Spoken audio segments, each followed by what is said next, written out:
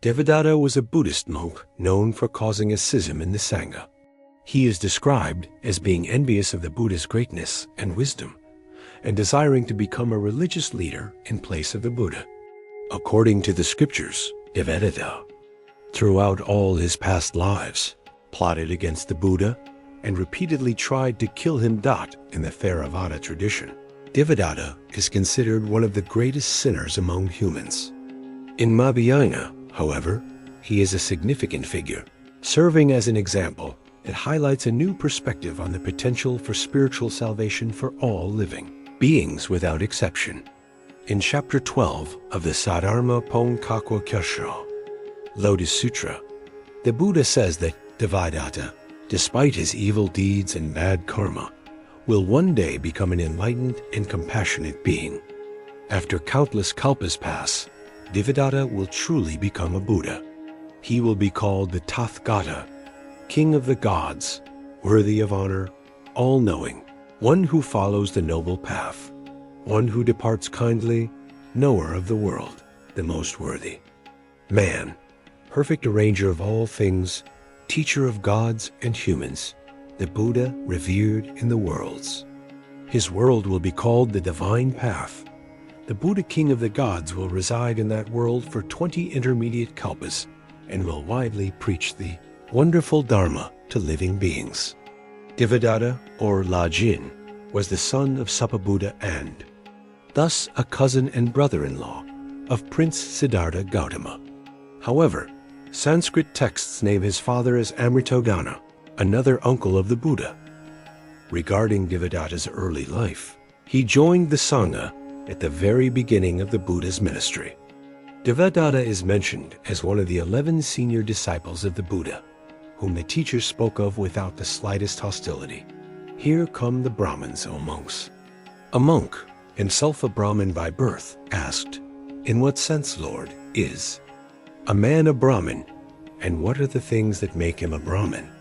The Buddha replied, "Those who have driven out evil thoughts and are always mindful in conduct, enlightened ones, whose fetters are broken, they are truly the Brahmins in the world." Originally, nothing suggested that Devadatta would become an enemy of the Dharma. He entered the monastic order together with Nanda and other princes of the Shakya clan. As a young man, he was a good monk. People spoke of his compassion and kindness. His initial motivation to live a righteous life and become a monk was pure. But since Devadatta was unable to attain any of the stages on the path to holiness, he began to work hard to acquire supernatural powers and display them to the world. After achieving some supernatural abilities, Devadatta became enamored with worldly honors and fame. His envy and hostility toward the Buddha grew stronger. One day, during a large gathering attended by kings and their heirs, Devadatta asked the Buddha to appoint him as the head of the Sangha. Since he lacked the necessary abilities and moral qualities, the Buddha refused. Devadatta became furious and swore to take revenge on his teacher. Thus, Devadatta became the Buddha's main personal enemy. Devadatta is the only figure in early Buddhist tradition who committed 3 of the 5 most serious transgressions. Despite his malicious and vengeful nature, Devadatta had many followers and admirers. At the court of King Sevatha, Devadatta founded his own monastic order with 500 members. With the support of Prince Ajahn Sasatru, he gained considerable influence. He and his retinue received 500 servings of milk rice daily. Unable to resist such honors, Devadatta became prideful. He incited Ajahn Sasatru to kill his own father, King Bimbisara, a devoted supporter of the Buddha. Ajahn Sasatru imprisoned his father and starved him to death in order to take the throne. This action later prevented the prince from attaining enlightenment during the Buddha's teachings. On this matter, the Buddha remarked, "If not for the murder of his father, Ajahn Sasatru could have entered the first path. But even now, he has been saved from the lowest hell to which he was otherwise doomed. He will spend the next 6,000 years in another level of hell then reside in the heavenly realms, and after being reborn on earth, he will become a Buddha. Consumed by envy toward the Buddha, Devadatta devised a plan to split the Buddhist community and kill the Buddha. The first time, he hired assassins to attack the Blessed One. Devadatta requested 500 archers from Ajahn. From these, he selected 31 men. The first was to kill the Buddha, 2 others to kill the first, the next 4 to kill those 2, and Devadatta himself intended to kill the final 16 archers to keep everything secret. But the Buddha was fully aware of his brother's intentions. When the first assassin approached the Buddha, he was struck with fear, laid down his weapon, and took refuge in the Dharma. In the end, all the assassins sent to kill the Buddha became his disciples. Thus, the first assassination attempt failed. Then Devadatta tried to kill the Buddha himself. While the Buddha was walking on Mount Gadrakorko, Devadatta climbed to the top and hurled a huge rock at him. As it fell, the rock hit another, and a shard broke off, injuring the Buddha's leg and drawing blood. The Buddha looked up, saw Devadatta, and said in a voice full of compassion, "Great harm, evil man, you have done to yourself by shedding the blood of the Tathagata with the intent to kill." For the third attempt to kill the Buddha, Devadatta used the fierce elephant Nalagiri. The elephant was accustomed to drinking 8 portions of beer daily. One day, Devadatta ordered that the elephant be given 16 portions. A royal decree was issued forbidding anyone from leaving their homes. That day, Devadatta hoped the elephant would kill the Buddha when he went out for alms. Word of Devadatta's evil plan reached the Buddha, but he did not change his routine. The next day, balconies were filled with both the Buddha's friends and enemies. The former wished for his triumph, the latter for his demise. As the Buddha walked into the street, the elephant was released and began destroying everything in its path. Seeing the Buddha from afar, Nalagiri raised his ears, tail, and trunk and charged. Monks tried to persuade the Buddha to hide. Many even offered to shield him with their bodies.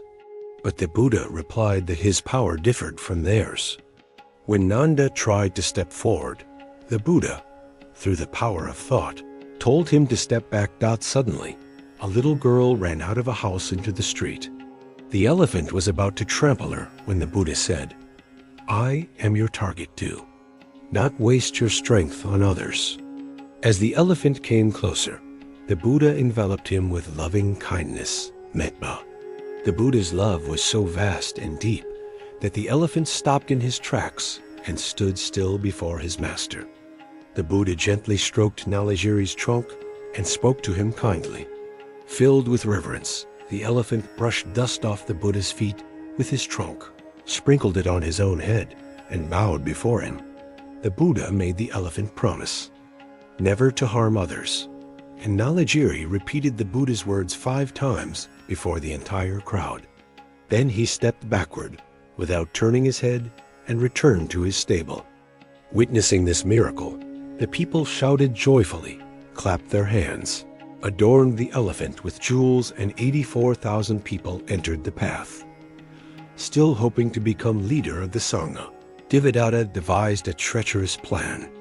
He demanded that the Buddha impose 5 new rules, mandatory for all monks. Monks must live in the forest for life.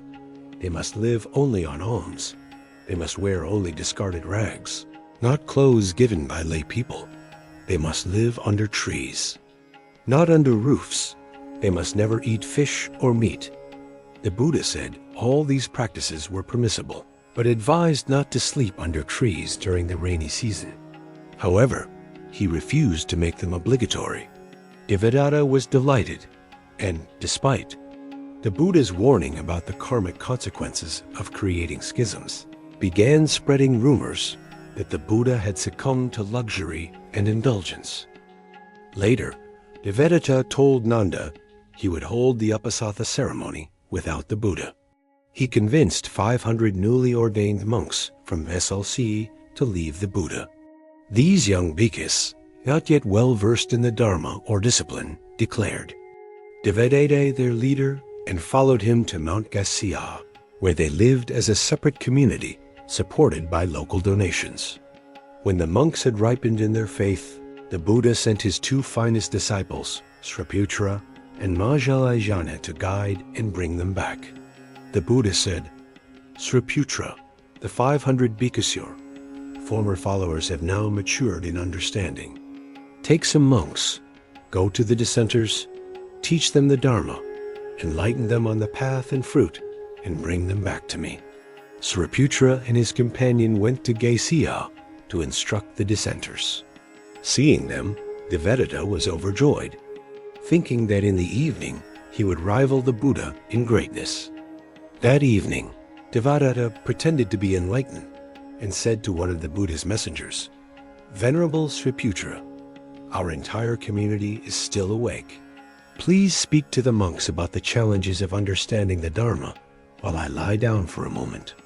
Devadatta retreated to his cell and immediately went to sleep. Meanwhile, the Buddha's two disciples taught the misguided monks the true Dharma. Stirring in them a longing for the genuine path and its fruits, they led them all back to the bamboo grove. The Buddha received them without requiring reorganization. He allowed them to confess their mistake. Realizing the monastery was now empty, the bhikkhu Kokhlika stormed into Devadatta's cell, shouting, Do you know, Venerable Devadatta, that both elders have taken your followers back, and the monastery is deserted? Why are you lying here like nothing has happened? In a rage, Kokhlika seized Devadatta and slammed him against the wall. Then he kicked him in the chest, causing him to cough blood. Devadatta never recovered from these injuries. When Sriputra returned, the Buddha asked, How did Devadatta behave when you arrived?